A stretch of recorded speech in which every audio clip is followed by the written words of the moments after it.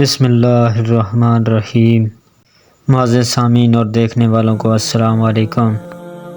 آج کا ہمارا موضوع ہے لڑائی جھگڑے کا نتیجہ۔ لڑائی جھگڑے کا نتیجہ قحم ہوتے ہیں۔ سید رضی کہتے ہیں کہ قحم سے تباہیاں مراد ہے، کیونکہ اقحام کے معنی دھکیلنے کے ہیں، اور لڑائی جھگڑا عموماً لڑنے جھگڑنے والوں کو مہلکوں اور تباہیوں میں دھکیل دیتا ہے، اور اسی سے قحمت الاعراب کا لفظ ماخوذ ہے، اور وہ یہ ہوتی ہے کہ بادیہ نشین عرب خشک سالیوں میں اس طرح مبتلا ہو جائیں کہ ان کے چوپائے صرف ہڈیوں کا ڈھانچہ ہو کر رہ جائیں، اور یہی اس کی بلا کا انہیں دھکیل دینا۔ اور اس کی ایک اور بھی توجہ کی گئی ہے، اور وہ یہ کہ سختی و شدت چونکہ انہیں شاداب حصول کی طرف دھکیل دیتی ہے، یعنی صحرائی زندگی کی سختی و قحط سالی انہیں شہروں میں چلے جانے پر مجبور کر دیتی ہے، اس لیے اسے قحمتہ کہا جاتا ہے۔